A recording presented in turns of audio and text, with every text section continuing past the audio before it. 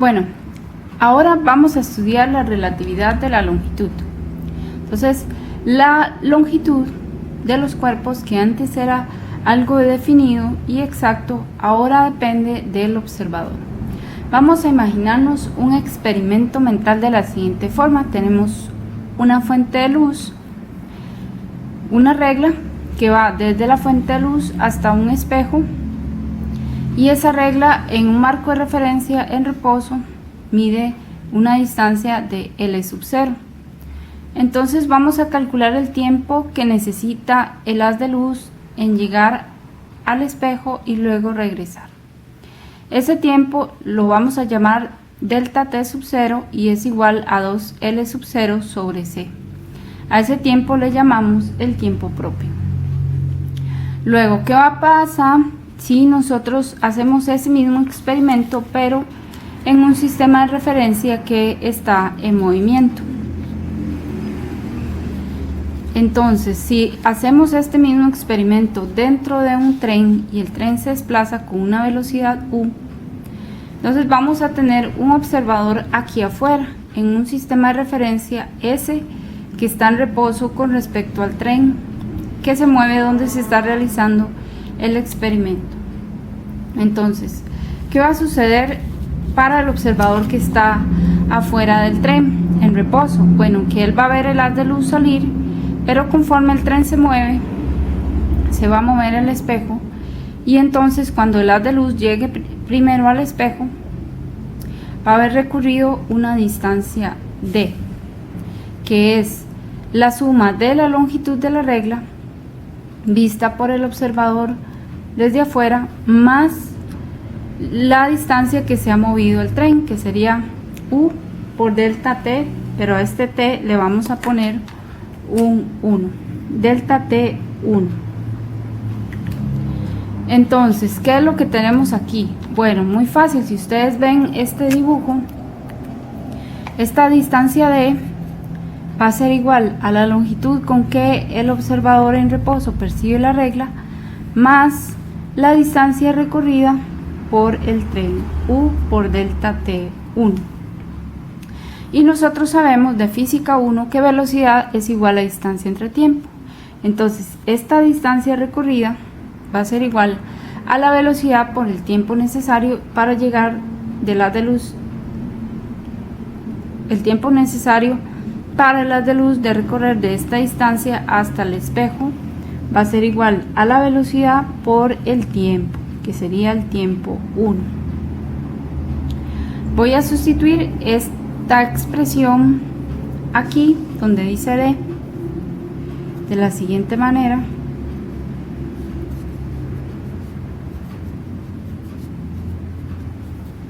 Así. Y entonces ahora voy a pasar este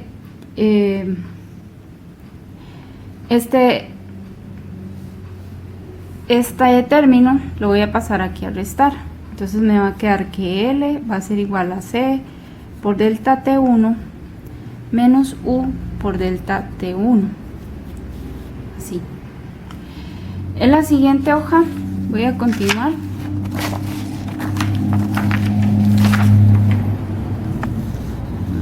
Aquí. Y entonces yo voy a tener, ¿verdad?, lo que tenía anteriormente, que L es C por delta T1 menos U por delta T1. Voy a sacar a factor el término delta T1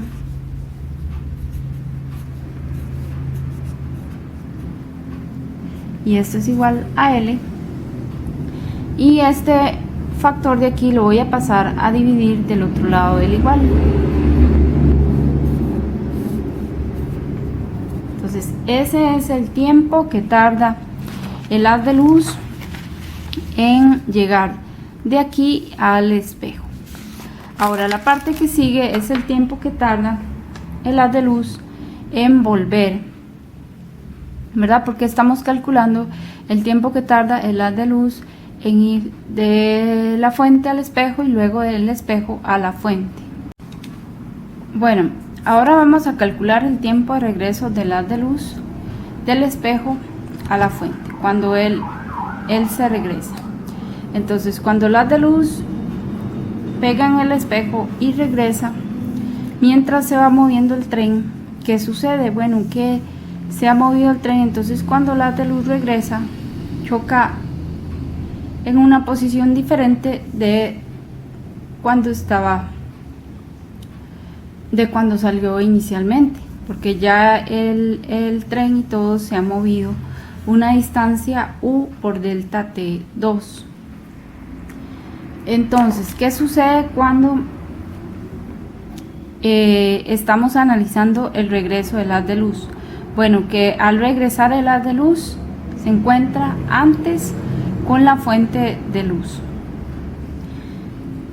Entonces vamos a tener de esta ecuación que para el observador que está en el sistema en reposo S, la longitud observada es igual a la distancia D más U por delta T2. Delta T2 es el tiempo que tarda en regresar el haz de luz del espejo a la fuente de luz. Y ya sabemos por la ley de Newton que la distancia D es igual a la velocidad de la luz por el tiempo T2. Perdón, por la ley de Newton, no, por la física 1. Ya sabemos que la distancia es igual a la velocidad por el tiempo. Entonces sería C por delta T2. Sustituimos este valor de D aquí. C por delta T2 más U por delta T2 y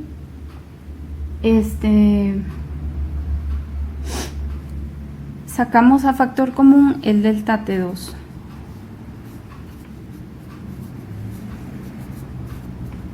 De esta manera. Por lo tanto, si despejamos el delta T2, el delta T2 va a ser igual a L dividido entre C más U. Ese sería el tiempo de regreso. Ya habíamos encontrado que el tiempo de ida para las de luz era igual a L por C menos U. Eso quiere decir que el tiempo total de ida y vuelta a las de luz sería el tiempo 1 más el tiempo 2. Y hacemos esa suma.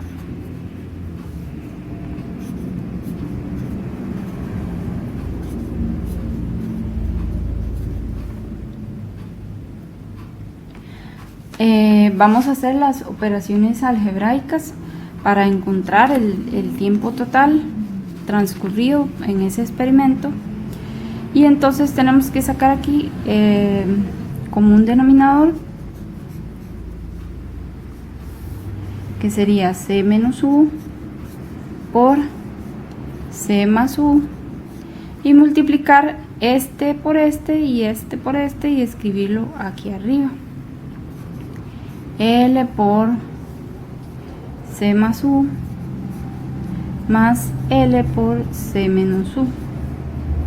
Si yo hago estas multiplicaciones, voy a obtener L por C, L más U, L por U más L por C menos L por U entre este factor, que si lo multiplico me da C al cuadrado menos U al cuadrado.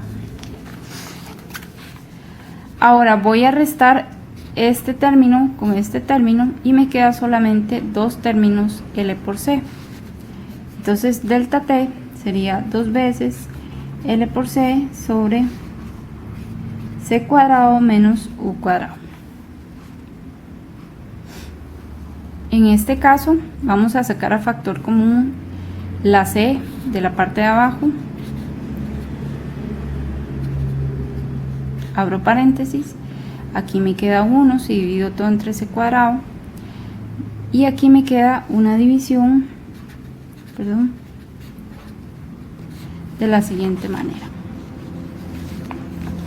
Si yo simplifico los C's, este C con un C de aquí, pues entonces voy a tener que el tiempo total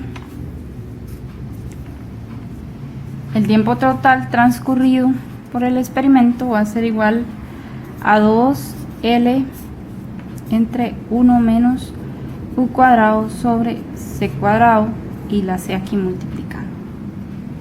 Me quedó una C abajo.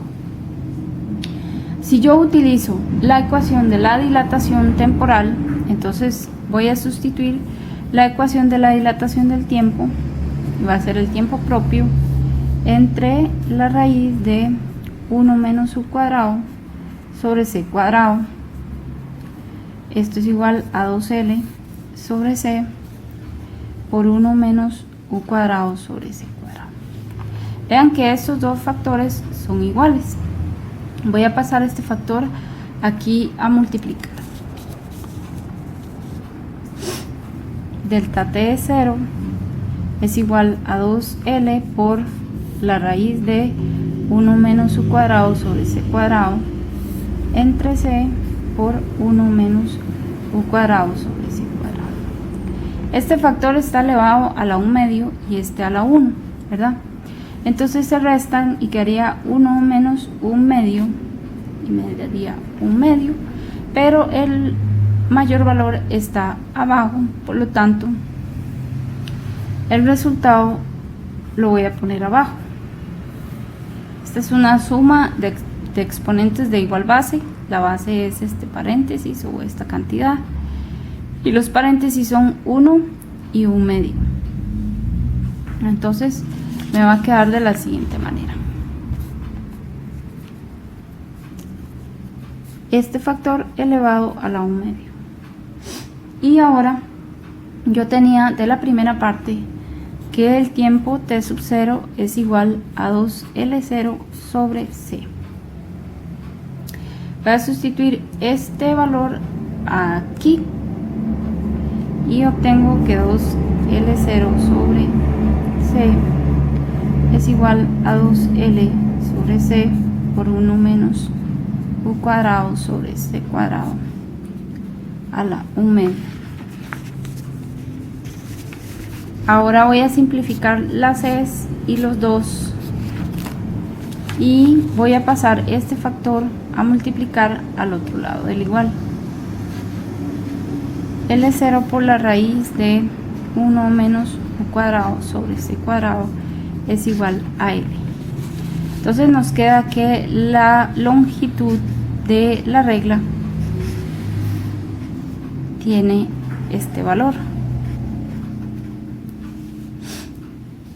y va a depender de la velocidad que tenga el sistema de referencia que está en movimiento. ¿Qué pasa, por ejemplo, si U es 0? Esto es 0, sería la raíz de 1, queda 1, entonces eso quiere decir que L es igual a L0. Pero ¿qué pasa si U es muy grande, tiende a la velocidad de la luz? Que este factor, si ponemos una C aquí, se hace 1, 1 menos 1 da 0. ¿Qué pasa con la longitud? Se hace 0.